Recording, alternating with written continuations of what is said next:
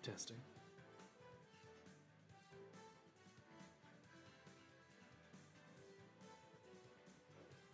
Oh shit, it works. The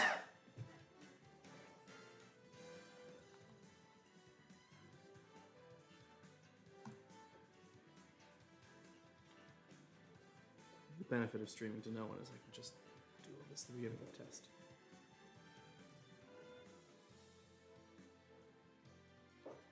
That sounds pretty good. Alright, fuck this.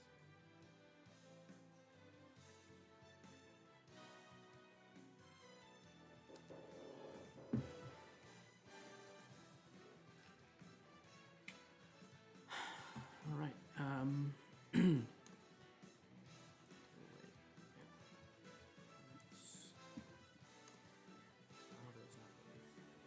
they'll never. Oh, there's also here.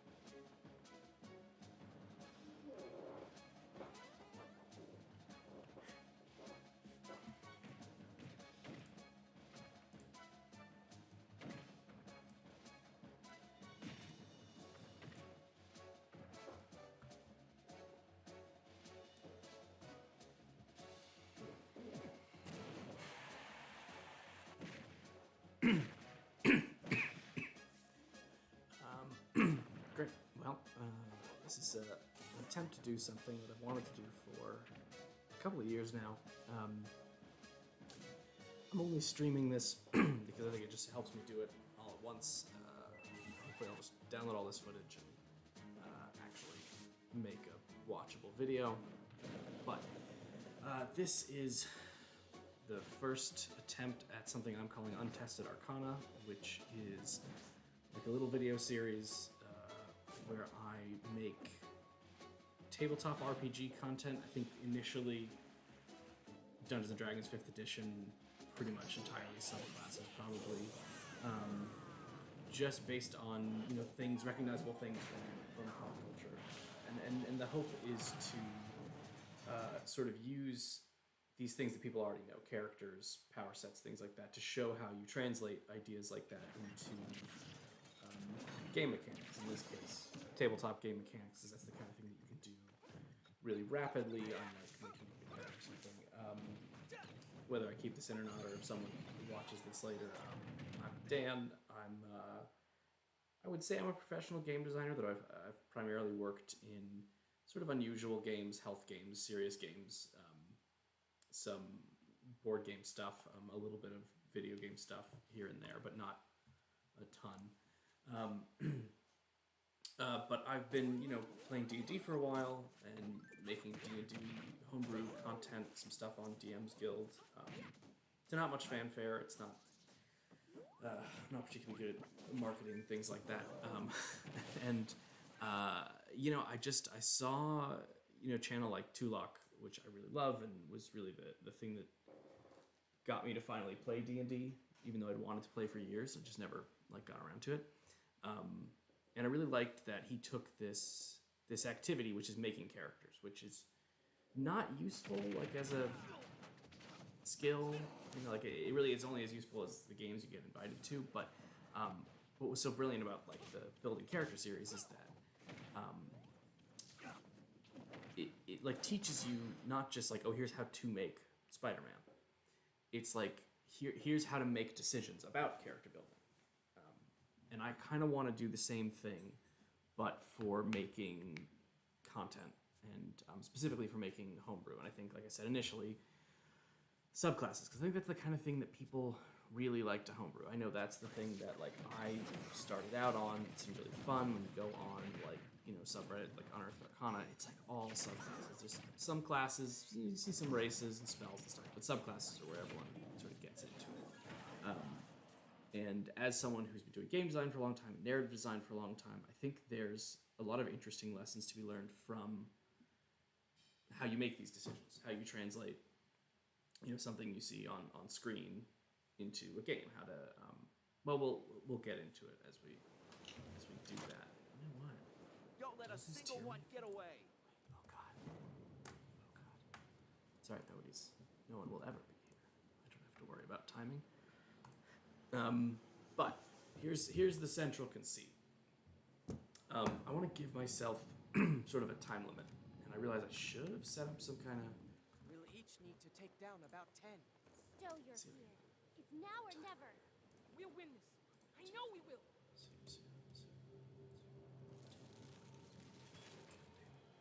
Okay. I'm going to switch over to the Chrome window. So we're going to set ourselves a 2-hour timer. What's this? Is this fun? Is this big? What in the shit is that? I don't know. No, I hate that. Stop. That's terrible. 2, 0. Okay. Yeah, that'll be good because that'll sort of be up there.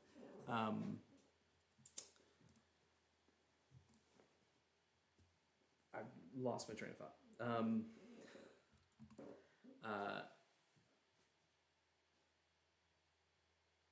Yeah, I want to take this game that I have that has a lot of characters that many of us have played, which is Super Smash Brothers. On this, and just choose character from here. Not one that I've pre-prepared. I've made a lot of subclasses, both for commercial release and for players at my table and for just for fun. But I want to do one from scratch can go through all the decisions I'm making. And, you know, and then, you know, maybe if I continue to do this series, we'll do other things and, you know, stuff I can get footage of, and make it, doing video games convenient because I can sort of use this footage. Yeah. So I'm gonna just start. So the first thing we're doing is we're gonna try and choose which character we're gonna make a subclass from. And the way I want to do this is it's tough because I don't have I'm just seeing my Switch through OBS, so everything's super laggy. Let's do 5 minutes. We'll just sort of talk over it. Let's see if it kept my settings. It did not. All right.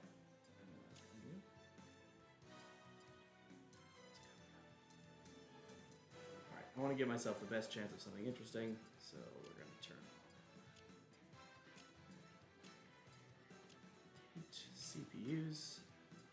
This was random. And we're going to boot it up. We're going to see which 8 characters it serves us, and then we're going to decide which one to imitate for today, Dungeons & Dragons 5th edition. So let's see.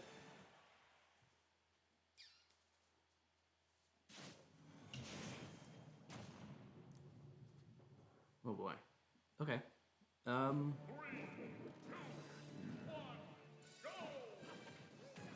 Just turn on this little corner thing. Okay. King K. Rool, Shulk, Ryu, Banjo Kazooie, Lucario, Fox, Wario, Joker. Yeah. So when I think about adapting something, or even just having a central conceit for a subclass, this is something more general games and things like that. I want to understand the fantasy of playing as that character. What makes it fun? What makes it fun to play in Super Smash Bros. Or perhaps in the game they come from, and what as we'll get to what could make it fun to play in tabletop role playing. So I'm gonna rule some stuff out.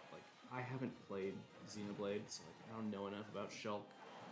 Also, Ryu, it's just a guy who fights. That's covered. I think that's another thing is 5e is pretty substantial. A lot of stuff's pretty well covered. A guy who punches and can throw an occasional fireball, that you can make Ryu without much compromise. Some interesting ones here. Banjo-Kazooie is fascinating to me because it's all about the duality. It's about being the bear and the bird, and that deciding how to mechanize that will be interesting.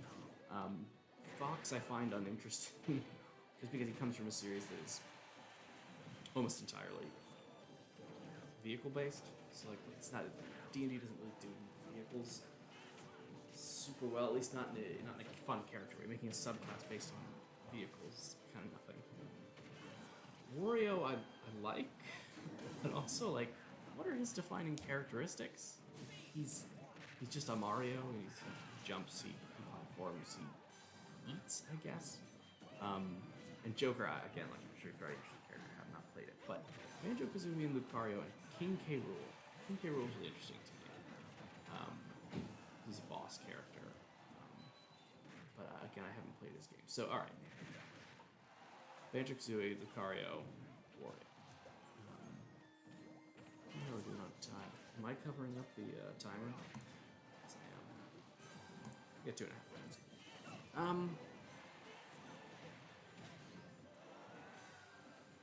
Lucario, of the characters here, Lucario is my favorite to play in this game. So I understand more fully what it feels like to be Lucario, what the fantasy of playing as Lucario is. I think it's for me between him and Wario in terms of what would make him a subclass, but I don't know that anyone's gonna beat Lucario. Yeah, so let's talk about. Well, hold on. Let's real quick go over. I think we've started. I think I can say we have now started. Oh, my picture's gonna... No, it'll be fine. So that countdown is going. So we are making a Lucario subclass. Let's go back and see how Lucario's doing on this. I think Lucario would do well in person. Thing. I'm gonna have to keep an eye on time. I hadn't really considered that 2 hours might be long enough for this, but you know, again, benefits of streaming to know.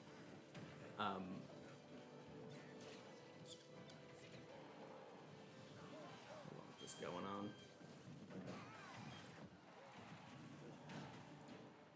Alright, we got a minute left. Okay. So I'm going to... Yeah. I mean, I think Lucario's the answer. I think that is clearly it. It's the most interesting to me on the screen, besides maybe Wario. Like, yeah, eventually I'd love to do all of these, but Lucario represents a fantasy that I think D&D is... You could make an argument that he's just a Sun Soul monk that, you know, like 30-foot radiant attacks, jumping around, wearing no armor. Fine. That's probably fine. But we should... We'll play around. We'll see how it looks. Okay, great. Who won? Was it Lucario? Wouldn't it be cool if it was Lucario?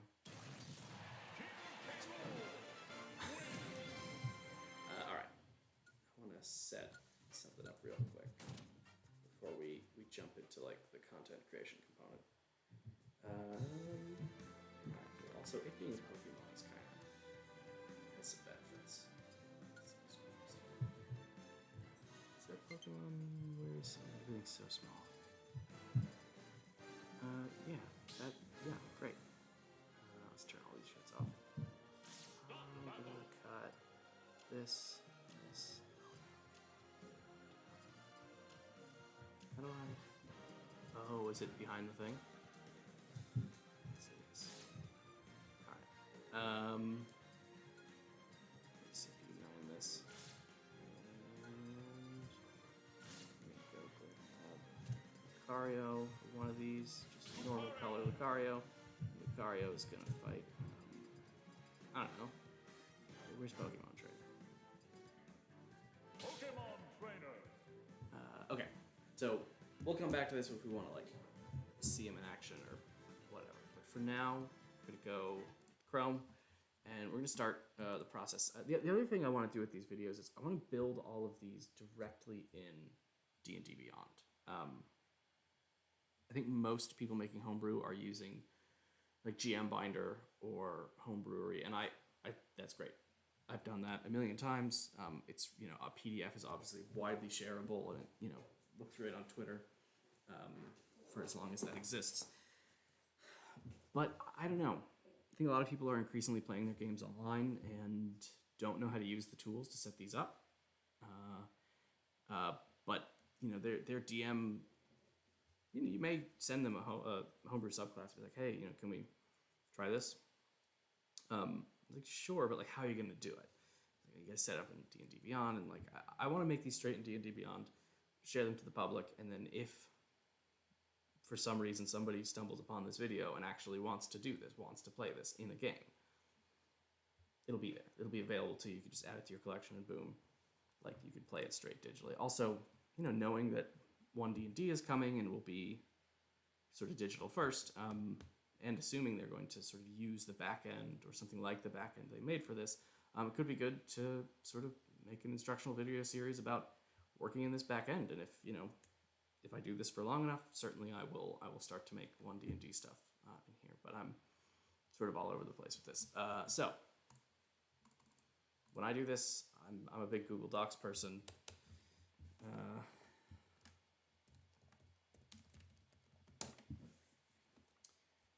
The question you want to ask is, what does Lucario do? Actually, better place to ask that is here. And we'll talk. We'll go back in a second. What does Lucario do? He's fighting type. He, I'll make this bullet list. Aura Blast, that's an interesting question. What damage type is Aura Blast? Or whatever it's called. I mean, in the games, it does fighting type damage. So, again, that's another reason why Sun Soul maybe isn't a perfect representation of this. Should it do force damage? Should it do bludgeoning damage? I mean, force damage is just better bludgeoning damage, but let's talk about that. There is some aura sensing. You know what? Let's just read it. Let's just see what Lucario does. Oh, by the way, we're not doing race. Like, if somebody wants to play this as a Simic hybrid or a Ardling or whatever, like that's on you. I'm not doing race in this, and I also, for reasons that will probably come up in other episodes if I make them, I find making D&D races kind of they do less and less now, which like for good reason they do less and less. But I think because of that, making homebrew species or races is like kind of a toothless process. Things are moving more into background and more into class and subclass as they sort of should.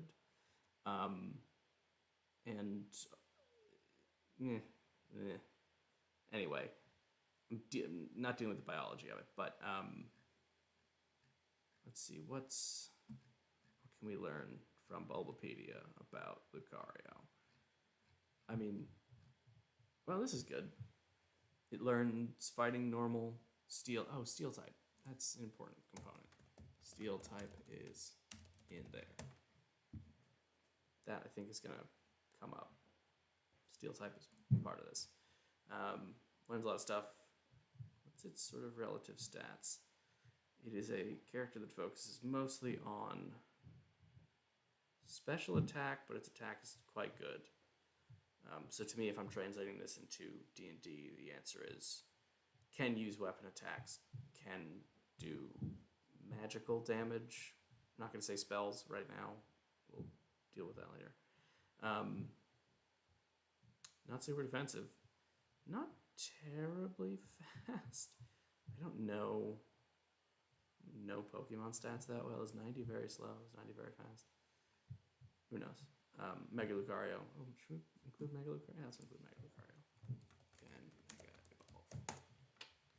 And it's got some. I have no idea. I think the banging upstairs is coming through. I got neighbors. Don't we all? Yeah. Based on Egyptian god of the dead, Anubis. Great. Resemble a mask. Iron rings for martial arts. 4 appendages. Look like this thing. Yep.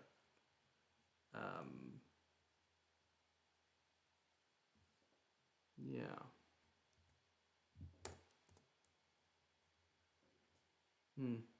Okay. Okay. All right. So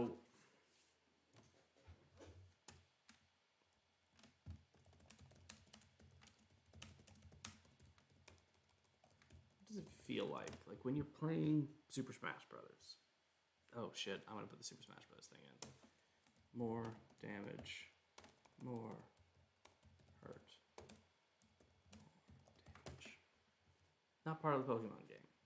But I think this, as you take damage, you become more powerful, that is what is fun about being Lucario in Super Smash Bros. It's like getting down to the edge or intentionally letting yourself take damage so that you are stronger, or knowing that like come from behind wins that's your whole thing. And I don't think Lucario is not a competitive Smash player, but like I don't think it's a particularly good Pokemon. But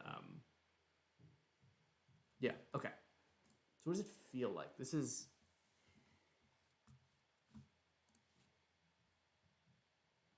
God, we burned 10 minutes already. Let's run this. Sort of talk about this. I'm gonna keep typing over here, but we're just gonna.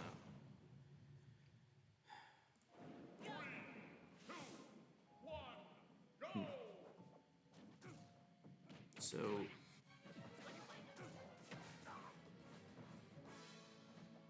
Lucario is all about these sort of like big impactful attacks. It's not like a super combo-y kind of little juggling. It's Lucario hits hard, like predicts. Again, I mean, this is betraying that I'm neither a competitive Pokemon or a competitive Pokemon, but how it feels to me. Gets all charged up, and he hits you, and even just like his punches are infused with whatever this energy is. So like every attack.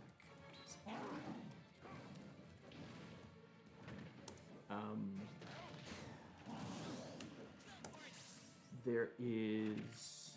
I mean, I guess he doesn't wear armor. Yeah, you feel kind of like free. I mean, this is gonna be a problem that persists, and I think you see this when you like watch building characters. Too luck.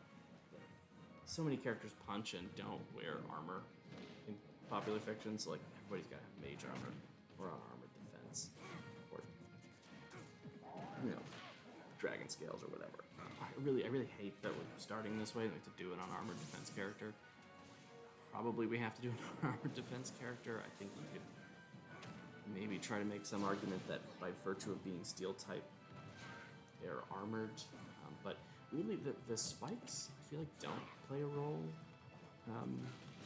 They're just decorative. Those are the sort of big combat things. Like, it feels big, impactful. I feel like you can come from behind to win because there's a risk reward as playing. In terms of like when you watch the anime or the movies, Lucario is depicted as like with human-like intelligence, very wise, very perceptive, which again like sort of leads you down a path that's a little too obvious, but even just having some sort of extrasensory kind of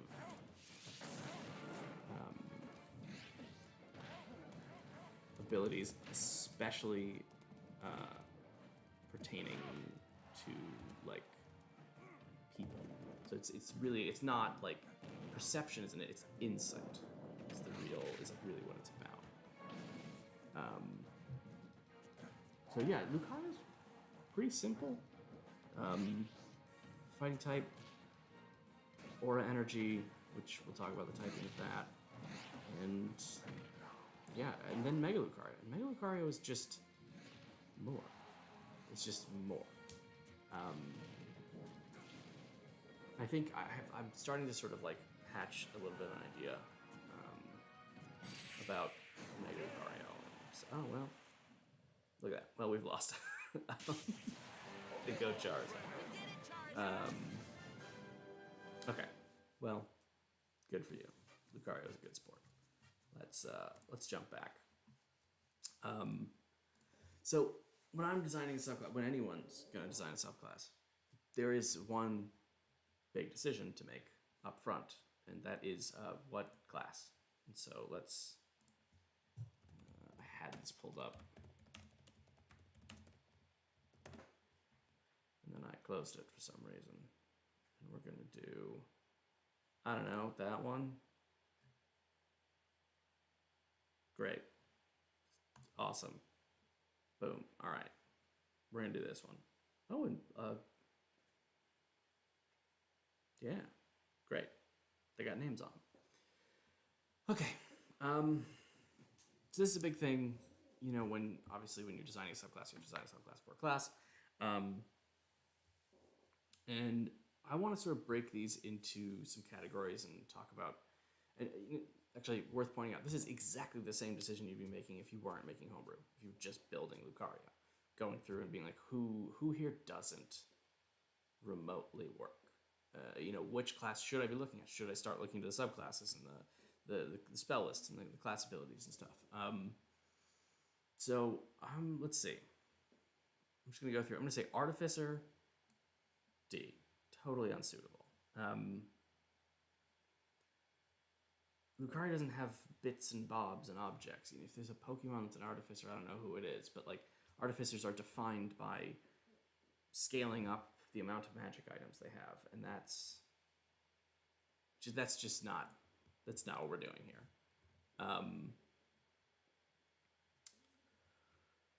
So I'd say that's D class. Who else is D class? Not many, honestly. I don't think anyone else is totally, vastly, ridiculously unsuited the way that Artificer is. So they're in a class of their own down at the bottom until I change my mind. But bumping up into C, I'm going to say Wizard, and I'm going to probably put a couple here. Wizard, Bard, Sorcerer. Yeah. I mean, Wizard and Sorcerer, D8 hit die, or D6, D4, shit. How do I not remember how D&D works? It's D6. D6 hit die, I think, is no good. If you're going to play as Lucario, yes, you might do some middle distance stuff, but you're not in the back line. And although, yes, I'm aware that there are Wizard subclasses and Sorcerer subclasses that attempt to address this deficit, I don't want to.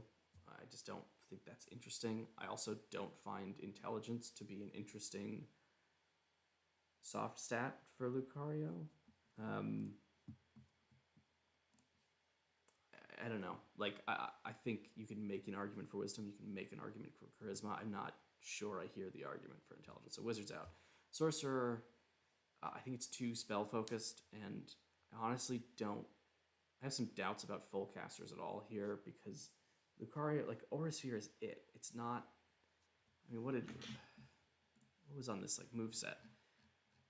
There wasn't a great deal of other shit happening. I've gone the wrong way. No, I haven't.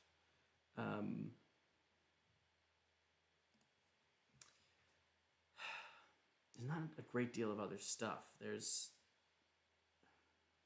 not a ton of other stuff. It's punching. I mean, how many status? Yeah, some small copycat detect. I mean, that's just dodge. All this stuff just sort of works on yourself. There isn't heal pulse. That's fun. That's worth considering. The heal pulse is on there. Oh yeah, we'll put that on there. Can heal a little. That's something. Okay, so again, Wizard spell is, Sorcerer spell is, no healing, so great, that's another reason not to do it. But yeah, I just don't think like full casting is necessarily the answer. I know there are full casters left on this sheet, don't get mad at me. Bard, no. I mean, maybe a dance bard. I just don't think any of the main components of Bard, like Bardic Inspiration, yeah, you could do like a Swords Bard and like push it into some, like use the resource totally differently. But at that point, like, why are you being a Bard? Like, why you have Song of Rest, you have Magical Secrets. Like, how does Magical Secrets help Lucario? I just don't think it does. Let me put some more people in there, but those, B class, these are things you could do probably. I think Ranger. Ooh. You know what? I'm putting Rogue down in C. No, fuck it. I'm putting Rogue in D.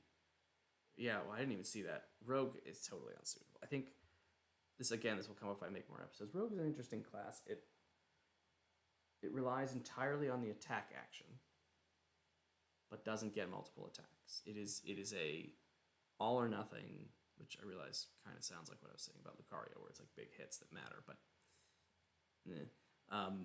but it relies on getting sneak attack, which is pretty much walled off behind the attack action and almost always using a weapon.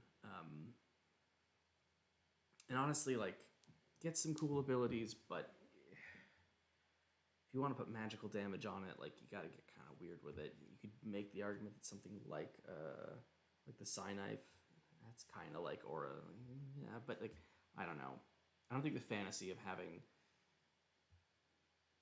Thieves' Tools proficiency in Thieves' Camp like goes with Lucario. I don't know. I just don't think it does much for you. But yeah, this is tougher than I thought. Honestly, I thought going into this video, this would be like super easy. It's not. Because I usually have more time to sort of think about this on the train and stuff. Like I'm just, yeah. Well, I mean, look, I'm gonna just put some stuff. I'm gonna just put some stuff around. And maybe talk about it. I think monk, barbarian, fighter. Put paladin here. Yeah, I think the rest of these basically look like this. And then we'll shuffle someone up. But the trick is I do want to have multi-attack, which means that, like, I'll put this down here. That's not fair. I do want to have multi-attack. So monk, barbarian, fighter, ranger. Who I don't. I'll put ranger up there. Like, multi-attack's great. I think monk has magical damage on fist. Barbarians have, you know, a lot of good opportunities to introduce magical damage in subclass design, because it's something that, like, it's tough when you're a barbarian player and you just lack just anything for that. You need to hope you get a magical weapon.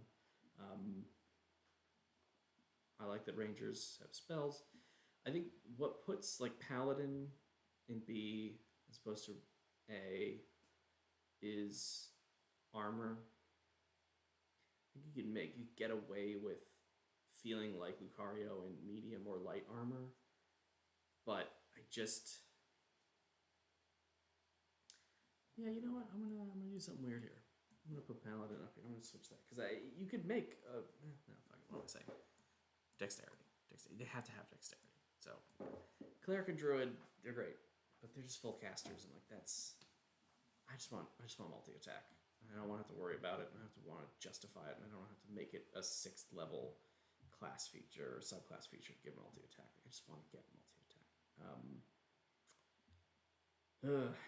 So, all right, find ourselves at a strange crossroads. I just gotta choose one of these. I think you could make a good Lucario out of sort of any of these. I think you could make one out of Paladin as well. I think you could make anything from B up. You could probably do it, but we're gonna choose one.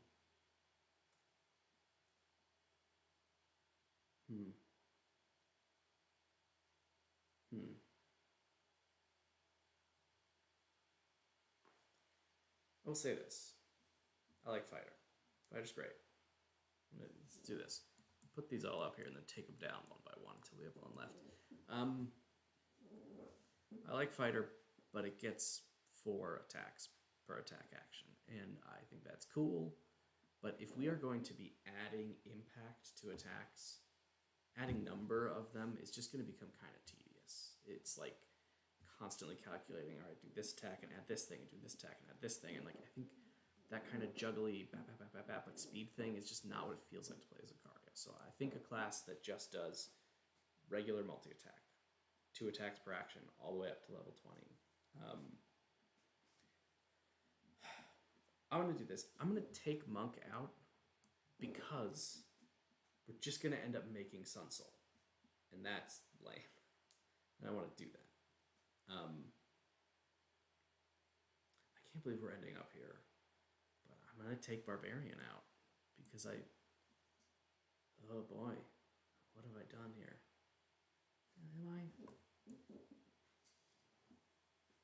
I want a super dexterous character. I want that sense of magical power from within. But Barbarian, you set your dexterity at the beginning and you don't touch it until at least level 12 because you're, leveling up your strength because that's your attack modifier. Yeah, let's cut that. And let's do Ranger. Yeah, this will be fun. First episode of this nonsense, and we do everyone's least favorite class. So, all right, well, let's go look at Rangers. Huh. Oh, Rangers, you're terrible.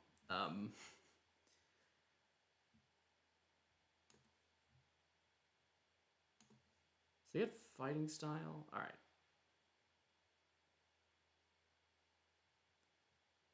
But see, primeval. This is suddenly really good. Like primeval awareness. That's aura sensing. Oh, this is great. And yeah, aura sensing. Like you see invisible stuff, posing disadvantage. What's all this extra stuff? You get canny. You can give yourself expertise in insight.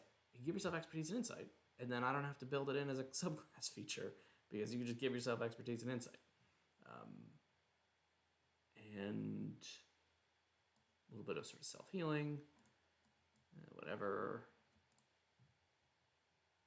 Could become a druidic warrior, and I think I'm going to address the fighting style thing, but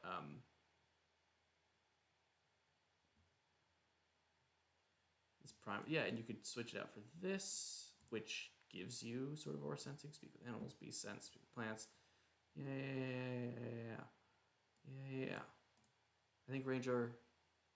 Okay. Yeah. All right. Okay.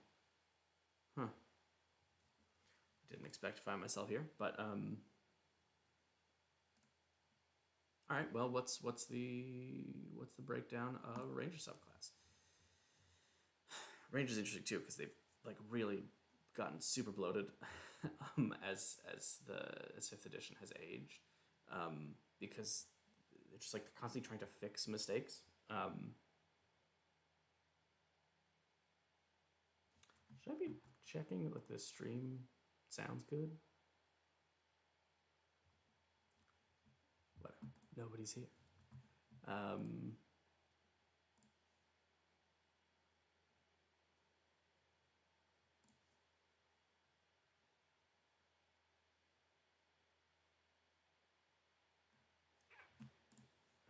Okay. So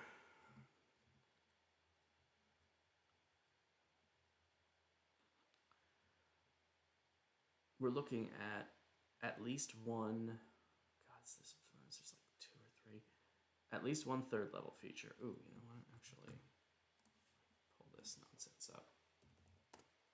I made this document to help me. It's like outdated, but I used it to help me like understand how to do some stuff. Pull it over here. Right, is that visible? Yeah, which is like a sort of vague description of what happens at subclass levels. It gives you can like sort of look for patterns. So most of them get spells except for the old ones, Beastmaster and Hunter, but we're gonna do spells.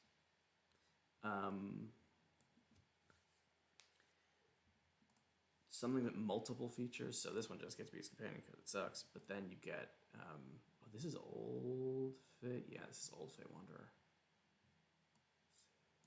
Just go ahead and delete those. Whoops. That's the Unearthed Arcana version, which was really cool. The final, the Misty Presence was. I had planned a character around it, hoping that when it came out for real, I would be able to do it, and they changed it, and it's not as interesting to me anymore.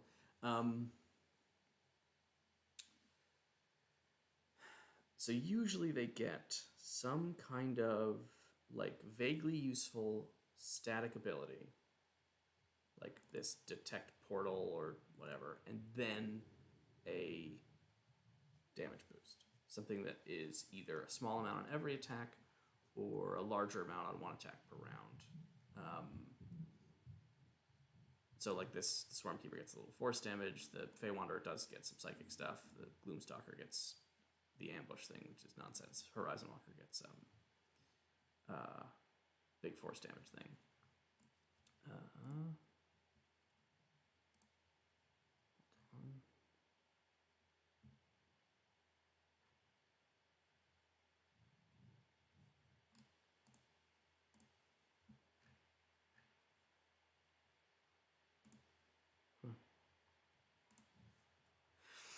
Anyway,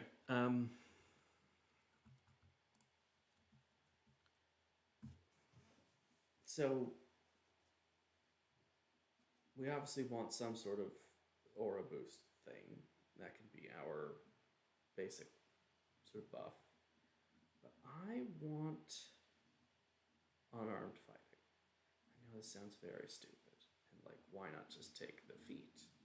It gives you unarmed fighting, and I think that's fair. Yeah, so these are interesting decisions. It's like when you're trying to design a subclass, really any sort of like game design thing, but especially if you're modding something else like homebrew is, like you're trying to decide if what you're doing is necessary, right? Like, is making this subclass, if I make a ranger subclass that gets unarmed strikes and the aura thing, like, is that too much? Just like, I'm just making Lucario, you know? No one could ever enjoy playing this if they're not playing Lucario.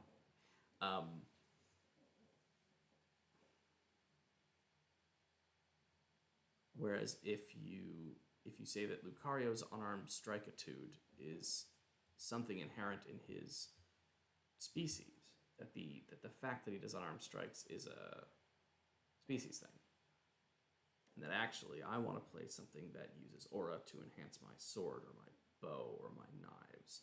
I don't want to play a jackal with like sort of pad fists. I want to play an elf who like uses this life aura energy.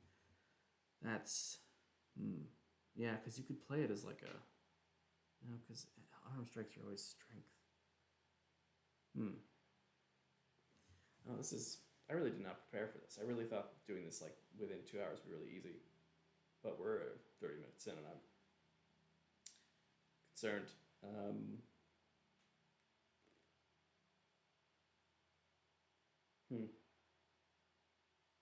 Well, let me spells, features, 7, 11, 15. So I know, I'm gonna just put Lucario here.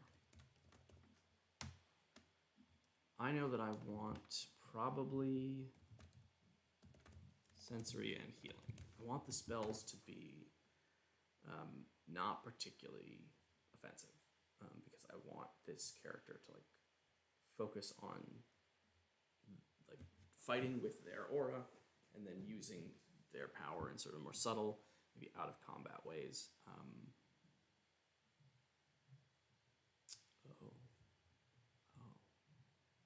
They cut something from Fey Wanderer, from the UA of Fey Wanderer. They cut that you could burn a spell slot to like smite, basically.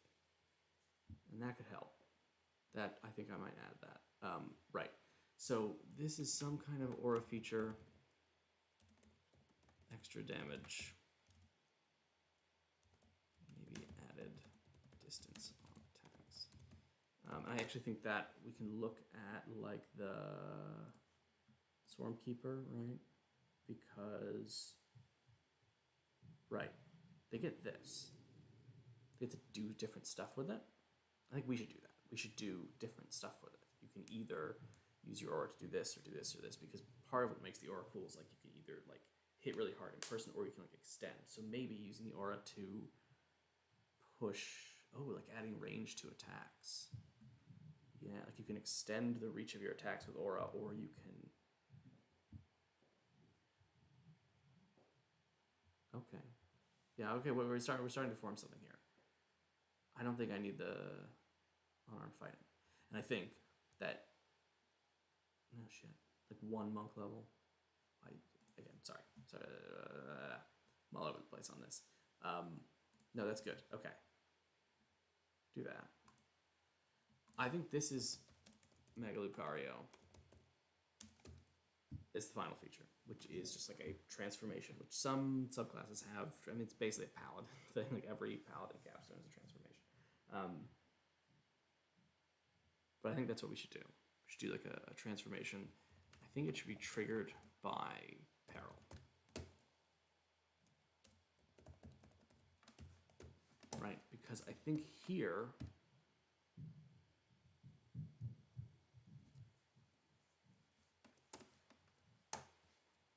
maybe I also want to add, yeah, I think this I want to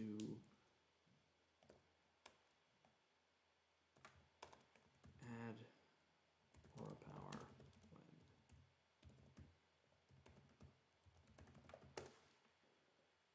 when okay. Do you want that? Let's see. What do these look like? These are. Let's see. That's defensive. Wisdom. Is that all they get? Foomstalkers at 7? Yeah. Just wisdom saving throws. Cool. So that's defensive. Etherealness is defensive or useless. What's Horizon Walker?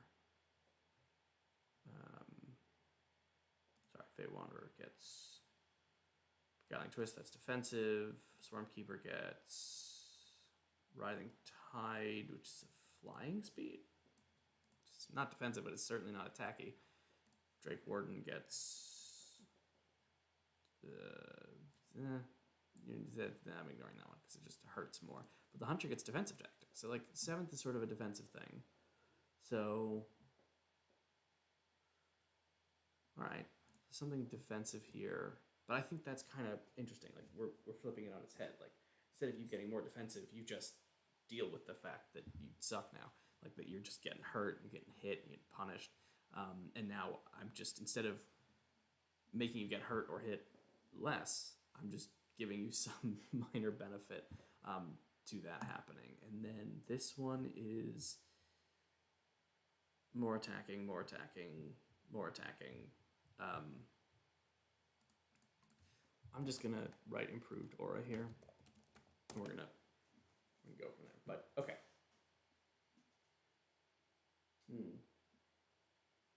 Let's look at the other spells: Protection from Evil, Misty Step, Haste, Banish, Brutality. I mean, that's good. That's Horizon Walker has no directly, I guess, except for banishment. But even this, Fear, Protection from the Zone of Truth, Magic Sword, Banish, Hold Monster. None of these are just like attacks. Okay, this is good. This is good. Great. Okay. Awesome. Got an hour and 20 minutes. I don't feel great about this. I'm gonna take a break. And can I put like be right back on the screen?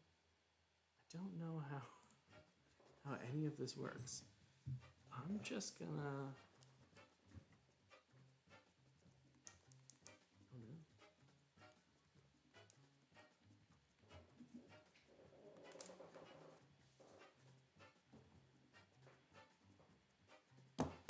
Everyone be cool.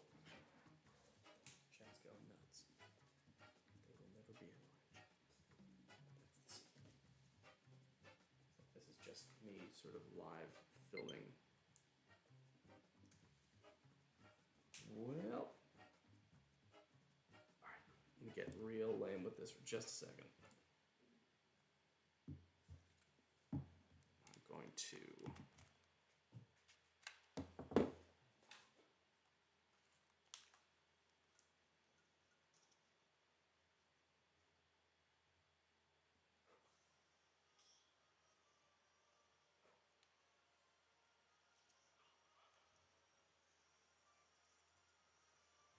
gotta find the card.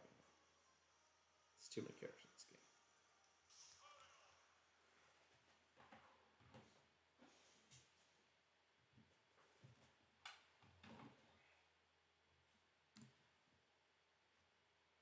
Going.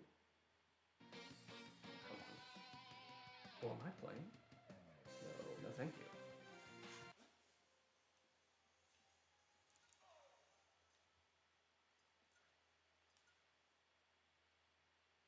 I'm not good at this. Yeah. Is this like when someone's gonna come in?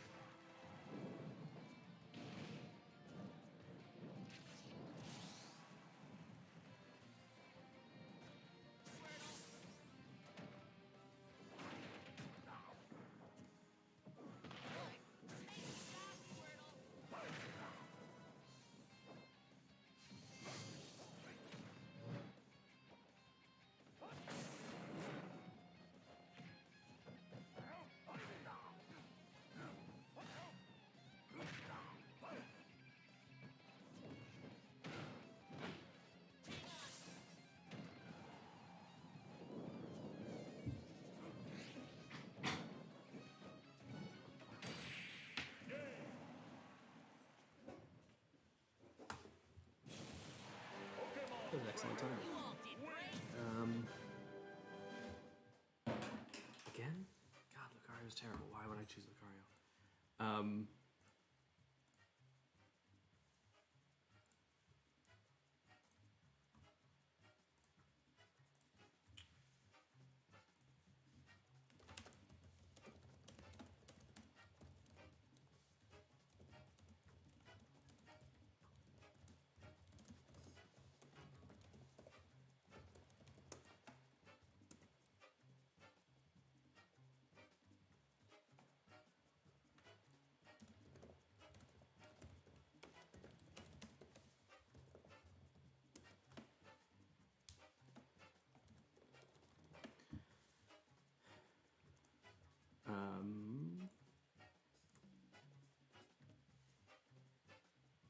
What we're talking about? God, the time keeps counting down. Right. So, okay. So we want to make a character that fulfills this fantasy. Let's switch over to this again. Like fulfills this fantasy of like big, impactful attacks, energy, adding energy, and like coming back from disadvantage. I think there's some really interesting ways we can do this. Get this out of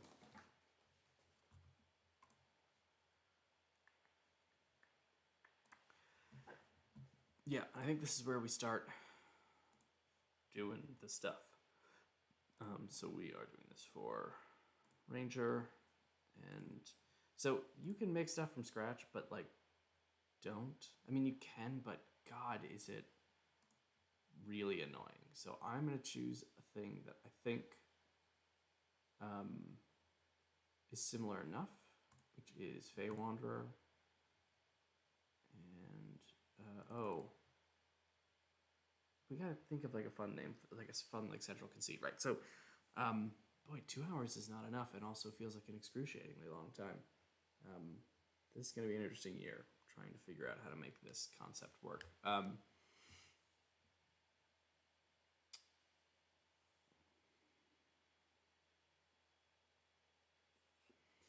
So, you know, it's one thing you can create a subclass that is Lucario and then call it, you know, Aura Sensor or Lucario Knight or whatever. Like you can just name it after the thing, or you can make it super obvious or super unambiguous at least. And that's fine, but you kind of maybe want to make something that could be played on another character, could have a life of its own, but is very clearly inspired by Lucario or by whatever you're making. So in this case, just gonna do some.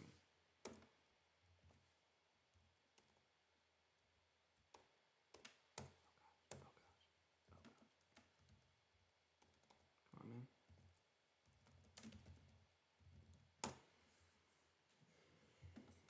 Aura is a good word. Sense.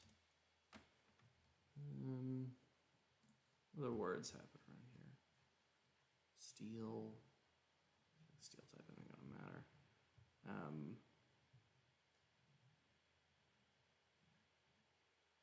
Or understanding speech. Feelings of creatures. Visible. Oh, that's, yeah, we got the invisible thing. This is amazing. What a great series of coincidences. Identify emanation. Emanation is a fun word.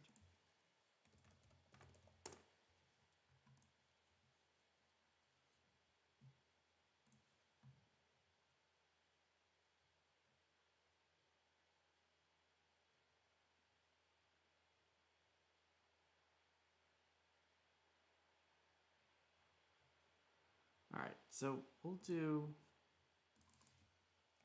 Aura. Ooh, hey.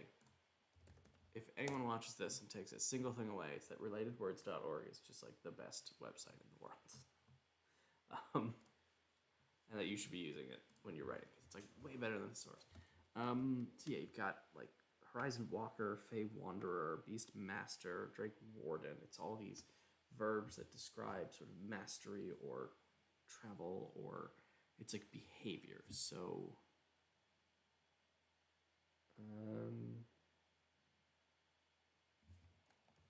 survivors, because that's sort of survivor, endure.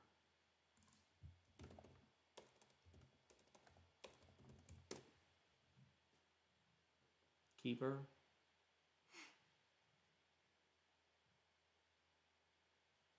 Keeper's interesting. I'm really wasting time here, but I can't help it.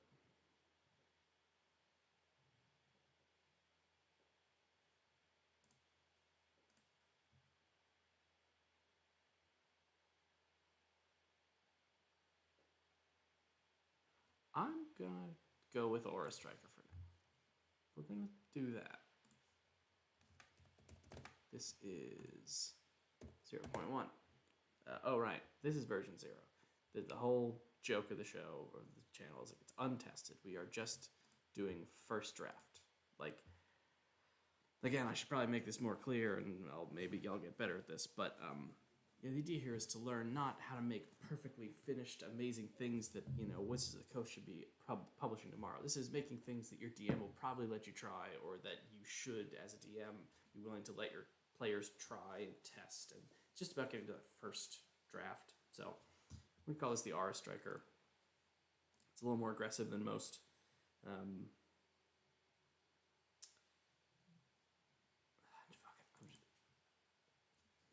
Yeah, it's a little more aggressive. It's like Wanderer, Keeper, Warden. There's a little bit more passive, or at least defensive. But we're gonna go with Striker because that sounds cool. And we're gonna write a description, TBD, and a description, TBD, and all this stuff stays the same. Great, awesome. Let's start getting into these.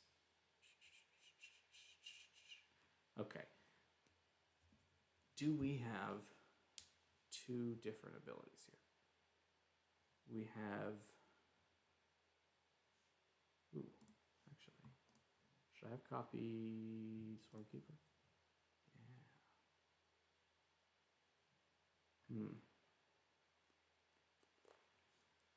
Actually, that's an interesting point. I just want to check something real quick.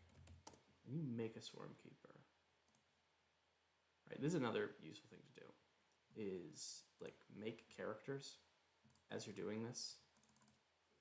Test. And yeah, allow homebrew. Yeah. Great, done. Okay, let's come over and do this. I'm gonna start closing stuff. It's getting ridiculous. I don't care. Standard human. Fuck it. Don't care. Great.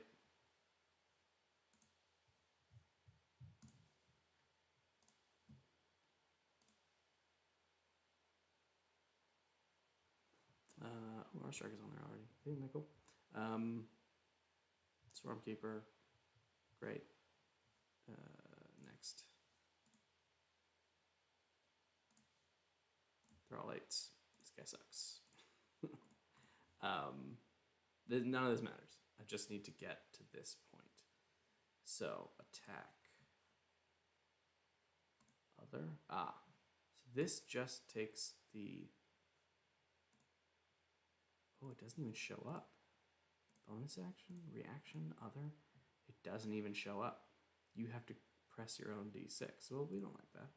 Because what we'd like is if we're doing extra aura damage, I'd like, a custom action that does melee dex with the 1d6 of force. Whatever. As an attack. It's proficient. It's special. Doesn't matter. Yeah, great. Look at that. So now it's like, I do my unarmed strike and then bat. and my custom action damage, right? So we want that built in. We want, when people get this subclass and they are rolling aura damage, we want the aura damage to like be on their sheet. We want them to be able to just click the aura damage button. So great. All right, we're gonna ignore this. In fact, I'm gonna bring this over here. We're just gonna get this completely out of our shit.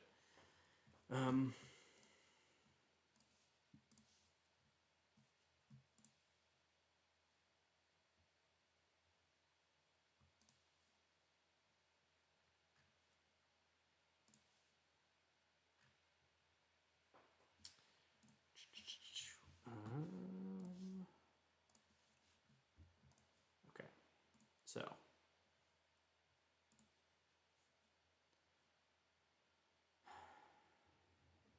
let's start with Dreadful Strikes.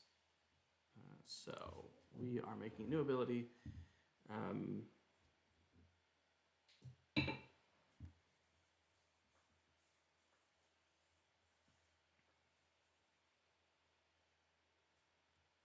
Yeah, all right.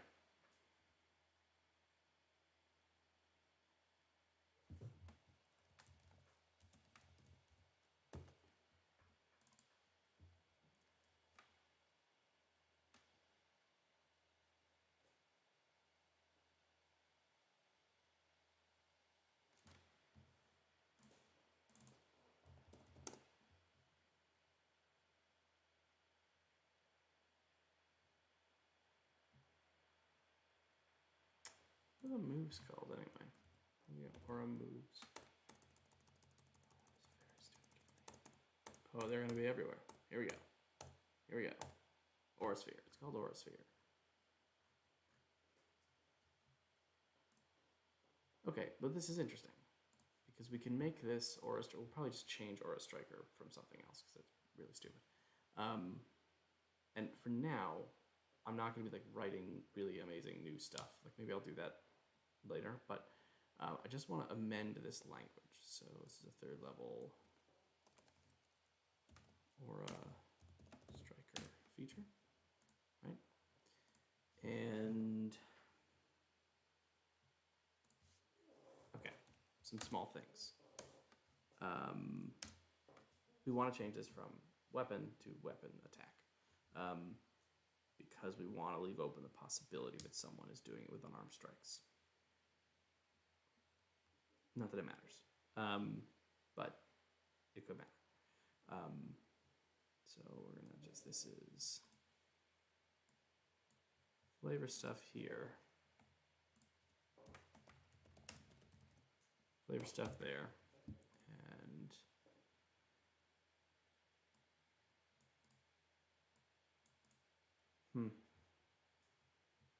so now we need to start thinking about like what this actually does. So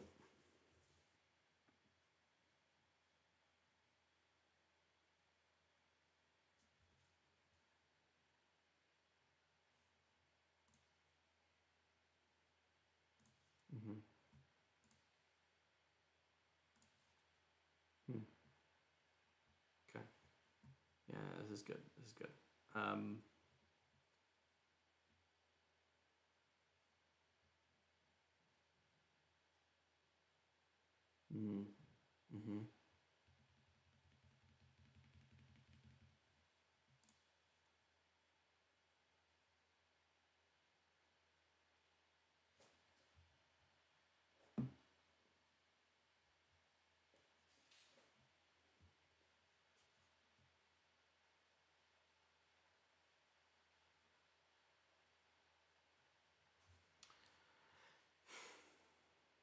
I mean, look, this whole stream idea was to sort of learn about this, and I'm realizing how much of this process is very silent and odd to do with the expectation of talking.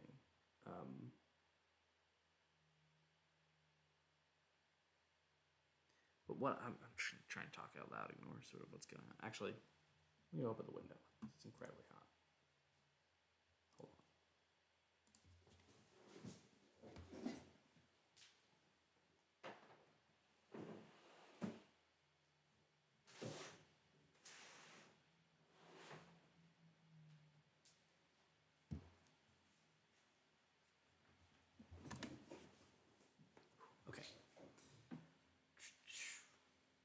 one creepy window out there. I've never seen anyone in there.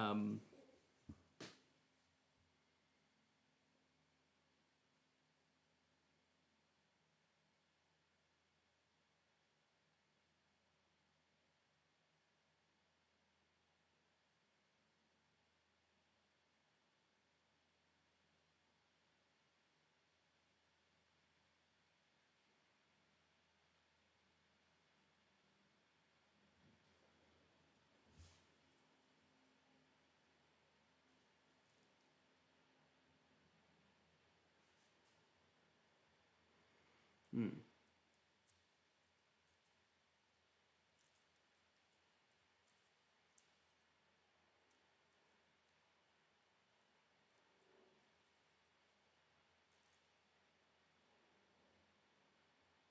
Yeah.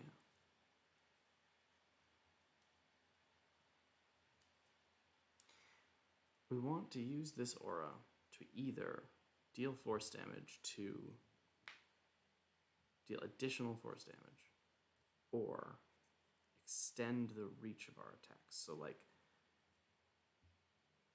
we could just make like a melee attack with reach that just does the aura damage, but that's kind of sad. Like,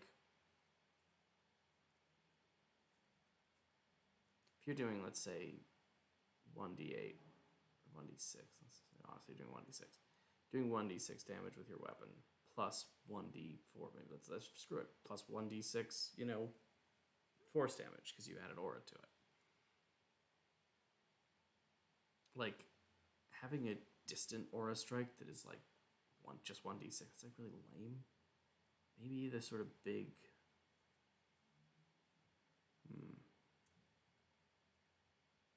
put myself in a difficult position. I am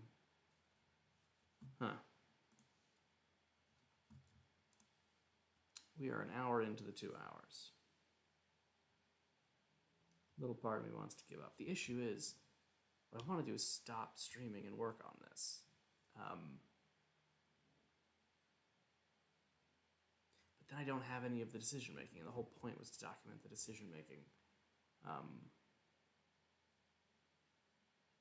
But I think without an audience, which I can't possibly have on my first attempt,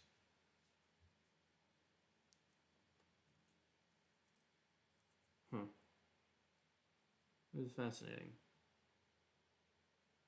Alright, you know what?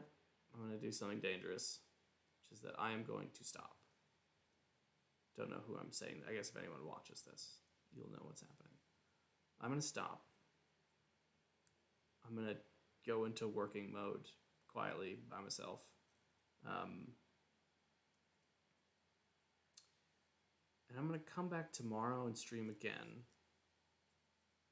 And I'm going to stream sort of the final results, basically. Yeah. I'm going to go over it. I'm going to go over the D&D Beyond building of it. Hopefully by then I'll have submitted it, and maybe it'll have been I don't really know how the D&D Beyond stuff gets approved, but at this point, I'm kind of running out of steam for like talking to myself. But, well, if anyone does watch this at some point in the future, I hope it wasn't the most boring thing in the world. But yeah, I really do think I need a co-host, or I need someone to fill time so I can just sit and think and whatever. But all right, so just to wrap up, I'm gonna be making a Lucario subclass for the rest of the night. Hopefully, I won't take. I'll leave my timer going, and I'll see how far I go over it. But I am gonna come back later and tomorrow to my audience of no one, and make sort of a follow-up to this, and then hopefully I'll have enough footage to edit a meaningful video. But I need to rethink this, because this was a torturous hour. And how long have I been doing this? God, how do people do this? Jesus Christ. Yeah. How long have I been doing this? Hour and 20 minutes. That's the longest hour and 20 minutes of my life. All right, well, either way, thank you to anyone who watches this in the future. And hopefully you're getting to the end of a long catalog, which contains many much better, more entertaining videos and streams. But I'm Dan. This was the first attempt at Untested Arcana, and hopefully I'll be back with a better thing. See ya.